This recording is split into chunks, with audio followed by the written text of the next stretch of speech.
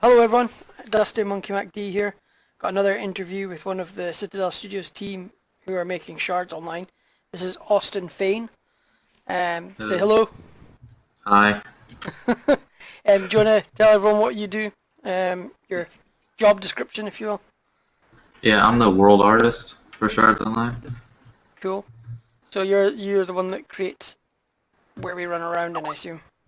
Yeah, I'm pretty much responsible for creating the map that you guys want to play in. Okay, so the test server one. Yeah, and then Uraran, which is the test map, and then now I'm working on Celador. Cool. That's good because that kind of covers this a couple of questions ahead. You know, what are you doing right now? I could tell you currently what I'm doing specifically on Celador if you want. Go right ahead. So right now I'm actually working on a place called the Upper Hills, which is kind of on the western side of the map, the western side of the river, for this map. And we actually just finished up the Dark Forest. So we have a very dense forest, way denser than what you're going to see in the Uraran map. And we've done some great improvements on just foliage and lighting and everything you're going to see throughout the Uraran map. That's going to make it a way better experience. Cool. So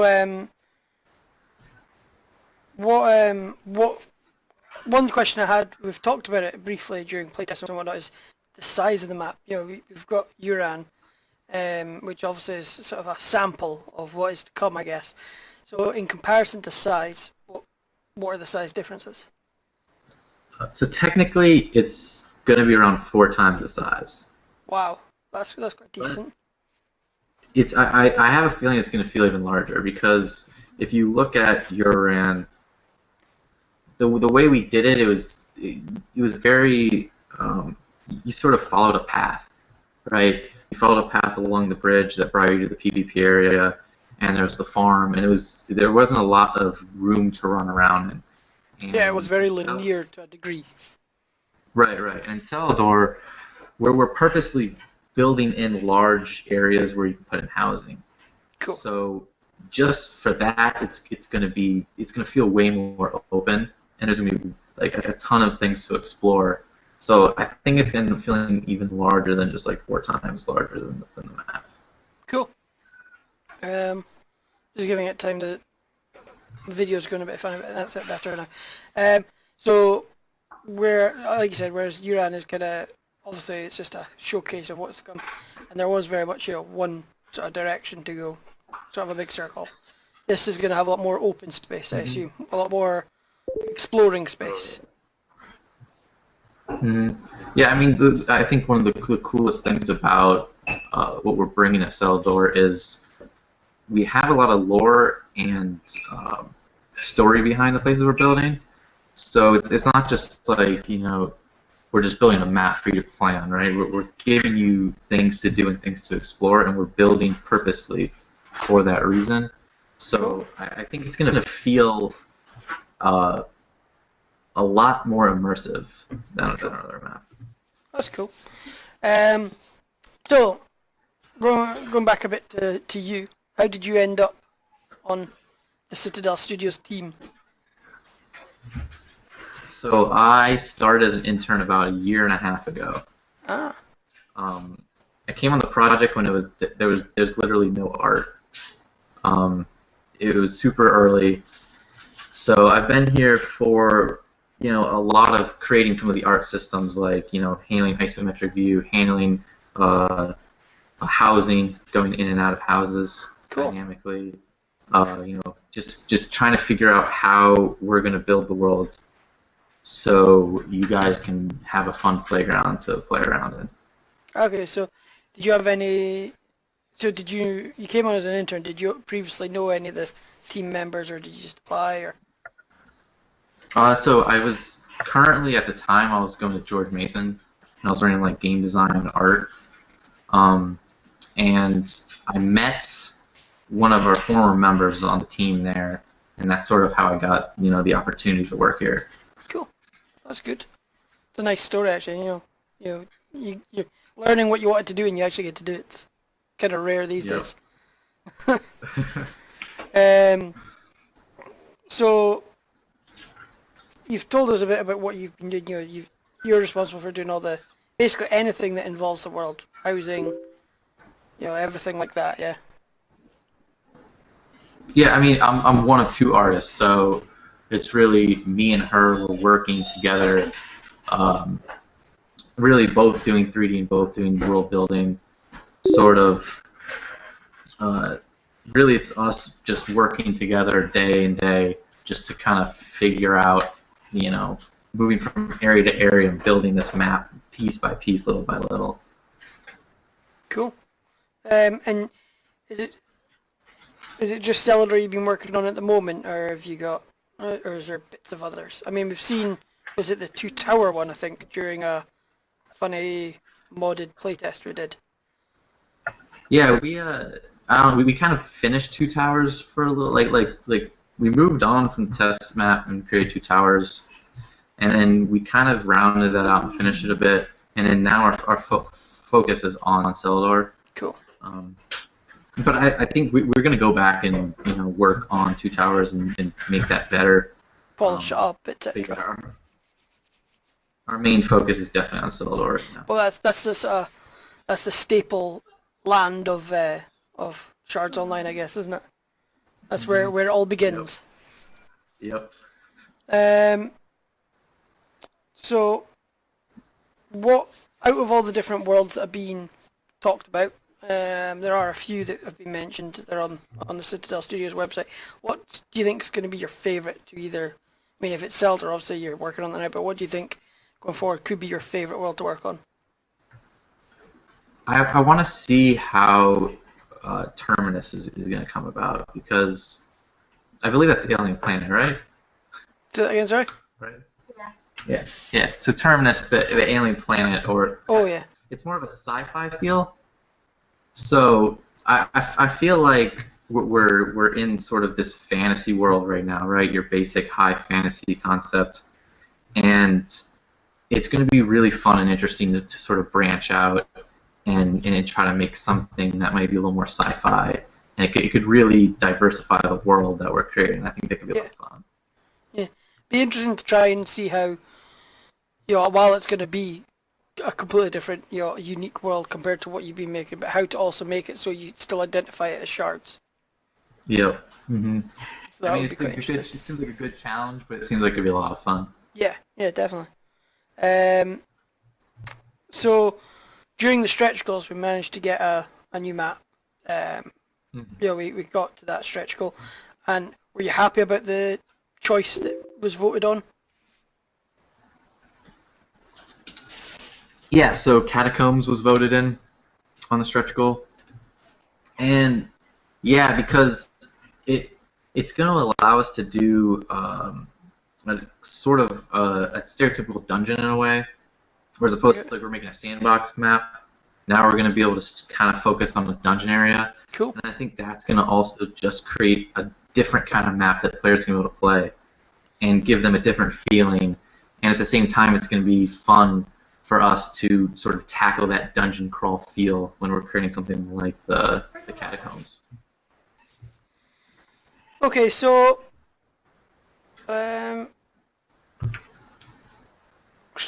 talking about Shards Online in general, what do you think will be your favourite feature of the game? I'm assuming you'll want to play it, I would hope. Oh yeah. I think my favorite feature is going to be housing. I really like the idea of building my house in the world, having others be able to see it, and then customizing that, like being able to build my interior, place objects, craft objects to put into it. I think that is going to be one of my favorite aspects of the game. Cool. Yeah, housing. The housing's a really important thing, especially where most of the current fan base have come from, places like Ultima Online, where housing is very, it's there. It's not just static. You don't just appear in your house. You actually have to run to your house and stuff. So it is going to be a very important part of the game. So I'm very much looking forward to that. Mm-hmm. I just love the idea of your house being in this physical world, and then you being able to call it your own. I don't know, it just seems like something you could really personalize, and I like that in a lot of games. Oh, there's Derek. Hello. You can't hear me because you got your headphones in. Tell him to wave. He says hello, he says wave. There you go. There we go, that's better. So, how have you had any challenges from a world artist point of view versus the systems you're trying to put in? Obviously, I'm assuming housing probably is a big one in terms of making it all work and join together, but is there any others that are causing, or have caused, or might cause issues? Let's see. I think creating a world, since we're a small team, you kind of have to design a lot of this and sort of come up with like, okay, we know that it's gonna be a dark forest and it's gonna have a certain type of creatures in it and things like that. But I think a hard part is, when you're first designing it, is figuring out, okay, how is this typography going to be? How is the land mass going to work? What kind of pathways do players want to go? And there's just so many things to think about that it's like you got to think about that, and then to create all the art on top of it, it's like getting that down first before you start laying down all your art assets and creating all the things that make it look good. It seems like a challenge to design those basic functions that seem like kind of simple in games. Yeah. So assume. Sorry, go on. No, go right ahead. I was going to say, I'm assuming, so basically what you're saying is, although it's both a blessing and a challenge to be able to build it from ground zero, because then you can build it and match them up as you go, but also you've got to think, how is it going to work? Right, and it's awesome because we have a lot of creative freedom of what we want to do, which leaves a lot of sort of interpretation for, okay, how do we tackle this, right? It's like that whole thing where you have a lot of freedom, but then you gotta somehow utilize all those tools and freedom that you have. So it's at the same time, it's really awesome to have such control over the world you're building, but it can be really challenging sometimes to sort of focus on making this area fun for the players and to look good, and there's just so many different factors. Yeah. Like currently I'm working on like the upper hills, and like it's kind of a rocky region that's kind of barren, and figuring out how to make that look interesting if it's sort of a deadish location, right, where there's just rocks and dead grass and stuff like that, and it's wide open and then sort of like that isometric view. That's one of the things that's been just kind of bugging me and trying to get that right. Yeah, you want it to look as it's meant to, sort of barren and desolate, but at the same time, interestingly barren and desolate. Right. Yeah, and you also just want to walk through this world where you don't see anything, but at the same time, you need to give the players space to explore. Right? You don't want just awesome things to happen every 5 seconds. Yeah. You got to get the balance right for sure. Yep. So obviously there's going to be a cloth map. So I'm assuming the basic thought of all the worlds, etc., the sort of shape and what you're looking for, it's basically decided. So you've just got to try and take what is an idea and make it reality, I assume. Yeah, so to kind of give you a little bit of the way the design goes is we have like a creative director, Tim, sort of came up with this world, and we sort of he designed this map, right, that has these regions, and we have explanations for them and things like that. So then, and that's pretty much what you see with the cloth map. So then it's my you're right. It's my job to take that and make that into this 3D world. But it's not so. It's not. It hasn't been so much of just take the map and then make it from it, right? It's been this process of, okay, we have a basic layout. We made it in 3D. Okay, and then I mess with it in 3D. Then we go back and change the 2D map from that. And then so it's been this back and forth process where for a while now we've been messing with this landform and trying to get it right to to then now we have the final map, this 2D map, and then we have this 3D rendition that we're that we have all the landmass created, and now it's putting things in that world. Yeah. So with the ability to mod and create and change, does that make any difference to your thoughts? Like, the players being able to make and build and change and edit and alter? I would say one of the things that sticks out is like creating the height, right? Because the way your camera angle is, you can't have very high structures or landforms because it'll just get in the way of the camera. Okay. Yeah. So like we have systems built in that'll make things become opaque or invisible, things like that. Like trees, etc. Right. But then if you have players stacking houses or putting them on higher up elevations and things like that, that is where it's just gonna be all about testing to see okay, if this guy puts this house here, is that just gonna block people view if they're walking on a pathway or something? So it just gives you an extra angle to think about. Mm-hmm. Right. So what's been your proudest moment so far of your input to Shards Online? Oh man, proudest. Like what's you've gone, ha, eureka, your eureka, I did it moment kind of thing. I think when we did our second Kickstarter and we showed off parts of the Celador map. Oh yeah. Seeing that on like an official Kickstarter page, or seeing people excited about getting to play that, is, you kind of feel like you've made something that people look at and think it's sort of official, right? Like it's game art, it's a real thing, and for me to make that, especially being kind of young, that's kind of been fun. Yeah. And yeah. That's good. So basically, the fact that you love the fact you're doing what you're doing and that people are responding to it. Yeah, I mean, and we've had a lot of positive feedback from you and a lot of our community, and I guess you could say it was a little nerve-wracking when you're first releasing stuff, whether or not people are going to accept what we're giving them.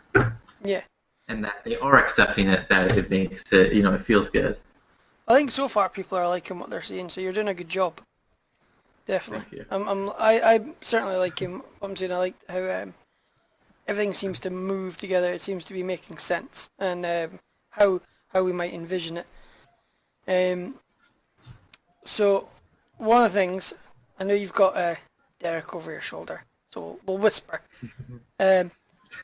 Any quiet spoilers or things you could show us? So you want me to show you something? Well, we are going to. There's a screen share. We're gonna release some stuff through an update really soon that'll show some of the art and actually some of the housing. Cool. We did see a housing video not too long ago, and it showed really a good number of different types of houses. They were quite impressive. We're gonna have a little update that'll give you they'll show you the types of variations we have on all those houses, and then we're gonna preview the Black Forest, which is another new area that we've created. That's cool, and that's the thing you worked on just before the rocky bit you're doing just now, yeah. Yeah. That was like that was the last area we kind of completed. Sort of a high pass on, like, okay, let's move on to another area and let's come back and polish it at some point. Cool. So. Sounds good. I'm looking forward to that. That'll be good. Just make sure he does do that. Don't let him rest on it. Don't worry. I'll do that. So another thing I keep asking is, what was your favorite Kickstarter stretch goal that we actually managed to reach? Say we. I keep saying we.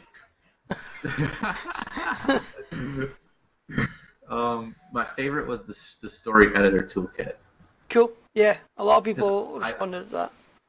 Oh yeah, because I think that's going to be great. I think that's going to allow players who maybe, or modders who don't have all the capabilities to code that in, where it's going to give them an easy tool set, and it's going to allow for a lot of custom storytelling and cool servers, cool mods. Cool. And what was the one you're most disappointed we didn't reach? Man, you're gonna have to go back and look at it. Every time that happens. Fine, but I was like, oh, I'll have to check what they were. Man, because I know which ones we got, which ones didn't we get. Let me find out. I'll look them up. I'll go to the Kickstarter.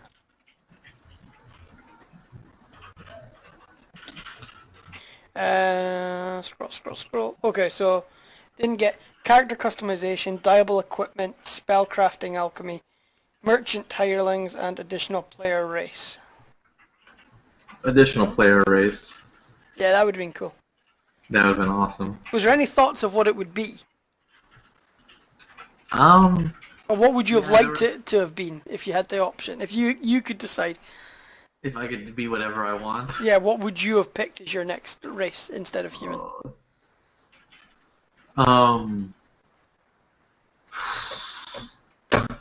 Who would I pick as a playable race? I would want to do something crazy like shark people or something. Yeah. That's a new one. So don't worry. Yeah. So that's what he's up to in the background, creating a shark race. Trust me, that won't be in the game. Yeah. But no, that would have been an interesting one. Well, I've kind of ran out of questions, sadly. But is there anything else you want to, what else, have you got? Is there another world artist that works with you? Sure. Yeah. So her name's. Okay, do you just work together, or are you both doing different things, or? Oh, no, I would say since I'm more of a world artist, right? I'm creating the world. She is creating the props, creating the buildings, creating the objects. Ah, okay. And there's a lot of overlap there, right? Like we're very much like working together day in and day out. Like every day, everything we make is. I mean, I would say if you were to define the roles, it would be more like she's better texture and modeler than I am, so she's creating like giant bridge sets or giant buildings or small craft items and things like that. That's cool. And you build the world that they go into. That's a pretty good team. That's a pretty good teamwork there. And who would you suggest next that should be the interviewee? I heard you didn't do Derek yet, right? No, I haven't yet. I'm trying to save him till a slightly later date. I'm aiming for roughly when it goes into alpha. So, late spring. I want to get around the team. If you can, I think Bruce would. I've already chatted to Bruce. Oh, okay. So someone, I was interested to speak to yourself because you obviously. I'll go next. Oh, he's offered to go next. Okay, that's fine. If he wants to go next, I'll think of something really tough for him. Okay. In fact, if he asks Maleda, we came up with an idea, and she said she was going to pitch it to him for his interview. I don't know how much he'll go for that though.